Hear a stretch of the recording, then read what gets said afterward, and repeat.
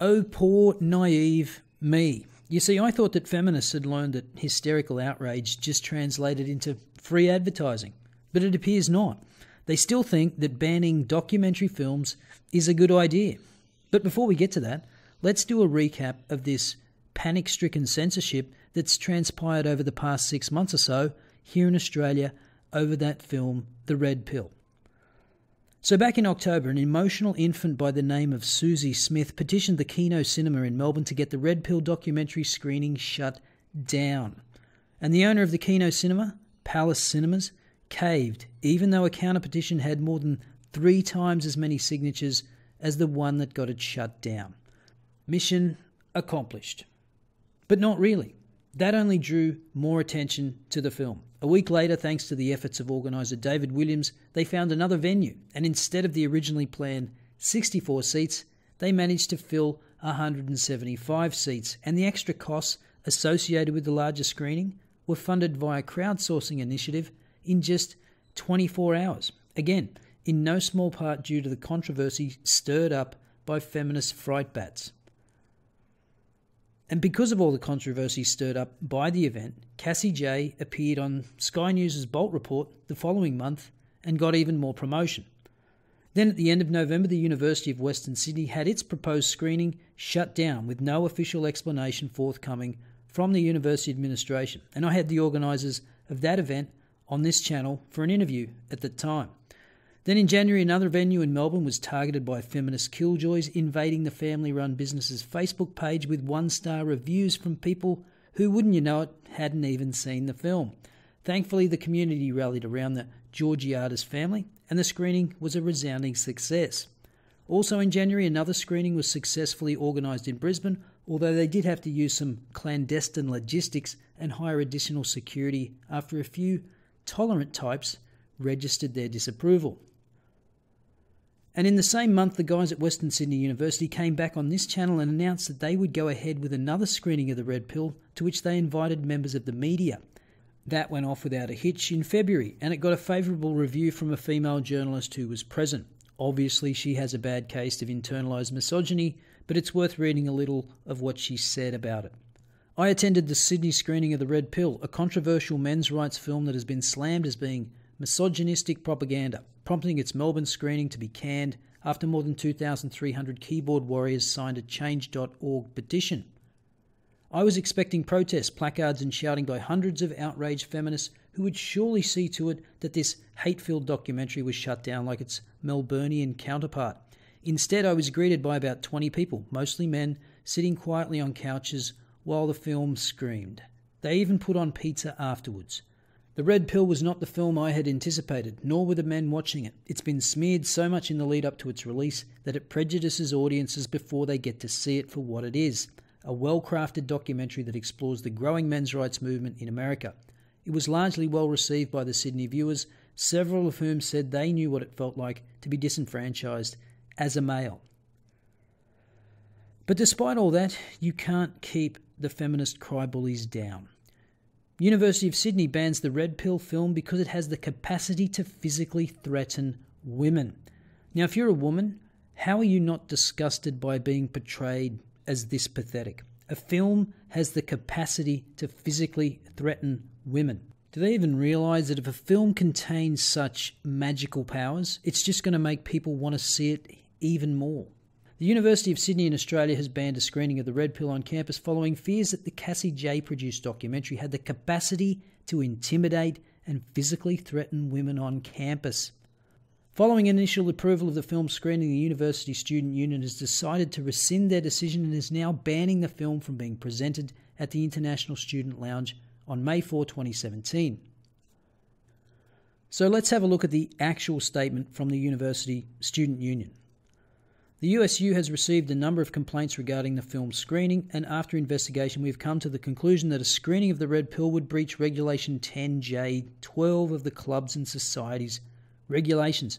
The regulation prescribes that club funds may not be used for any activities that discriminate or harass on the basis of sex, race, age, marital status, sexuality, religion or disability, or defame, coerce, intimidate or physically threaten an individual or group.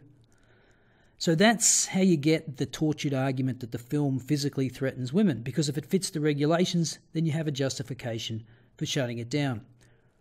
We believe that there is the distinct possibility that the planned screening of this documentary would be discriminatory against women and has the capacity to intimidate and physically threaten women on campus. It's also worth keeping in mind the distinct possibility that none of the people protesting the film have even seen it. The Red Pill is purported to be a film which highlights issues specific to men in our society. The USU is obviously supportive of efforts to bring awareness to and combat issues such as the higher suicide rate for men than women. Yeah, I'm sure you've done a lot to bring awareness to and combat the issue of male suicide. The reality of the Red Pill, however, is much more sinister. This documentary is decidedly anti-feminist and anti-woman, focusing not on the ways in which the systemic issues of patriarchy may also adversely affect men, but instead placing the blame on women and feminism, specifically for men's issues. Well, nice one. You see what they did there? If you've been watching this channel for long enough, you know this is a classic case of truth by assertion. You see, what they're saying is that the film doesn't adhere to their ideological view that men's issues are a result of the patriarchy. Therefore, it's invalid, even though patriarchy theory itself is a non-falsifiable, anecdotal, self-contradictory intellectual joke. The film has engaged in wrongthink. The Red Pill is rooted in an ideology which ultimately dehumanizes women, seeing them merely as sex objects who exist primarily to purposefully negatively impact the lives of men. Remember, this is one of the most respected universities in Australia, and this could pass for an Onion article. It's that ridiculous. Rooted in an ideology that dehumanizes women. I think Cassie J might have something to say about that. Oh, look, she did. The USU board member that wrote, "This documentary is decidedly anti-feminist and anti-woman," clearly has never seen the film. Otherwise, they would have known that the film's 3 producers are all female. It's directed and edited by a female filmmaker, and the majority of my body of work consists of documentaries advocating for and shedding light on women's issues. If you ask someone who deeply cares about gender equality to look into men's issues, that person is going to realise that men have issues that deserve to be addressed, and that is what happened when I was making the Red Pill.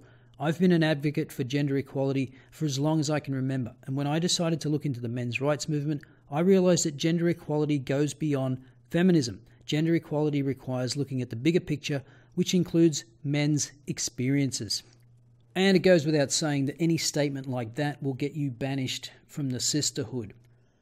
A note in that tweet that Cassie claims the Sydney University has yet to allow that comment to show up. Well, in fact, they've not allowed any comments to show up. Now back to the Onion piece. Most dangerously, the film threatens commentary from men's rights activist Paul Elam, who has claimed that young women have the equivalent of a "I'm stupid, conniving bitch, please rape me" neon sign glowing above their empty little narcissistic heads, and that if he were to serve on a jury in a case related to sexual assault, he would find a male defendant not guilty even in the face of contrary evidence. The film also perpetuates the myth of rampant false allegations of sexual assault when multiple reputable studies have shown that the false reporting of sexual violence is in reality rare. Actually, many reputable studies show that false rape allegations are not rare, and you can learn more about that by clicking the link in the top right corner of your screen.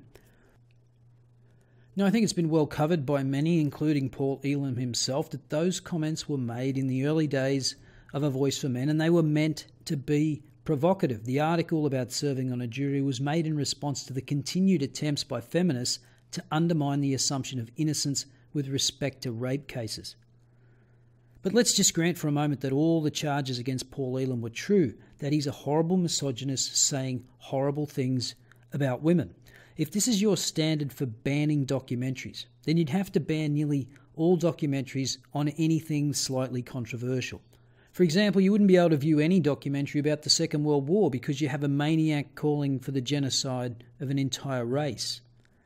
So because some guy said something controversial once and subsequently appears in a documentary, then no one should be allowed to see that documentary. Got it. But here's the kicker.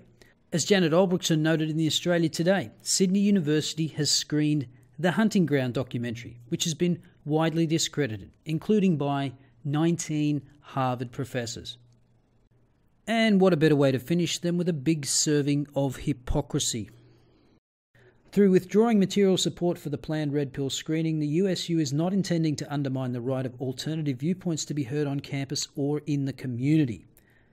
So just remove the "not" from that sentence and the real intention becomes clear. Of course your intention is to undermine alternative viewpoints. That's what the entire movement does. Catastrophize issues into hysterias and exaggerate the threat. Of course, the only real threat is to the truth claims of feminism. Another aspect of this is that the organiser of the Sydney Uni event is a woman, one Renee Gorman. Andrew Bolt summed this up well with his column in the Herald Sun over the weekend. Union stops woman screening woman's film, says bad for women. Yep, that's how batshit crazy it all is. But as frustrating and rage-inducing the antics of the crybullies are, I think we should remember that this is ultimately all good publicity.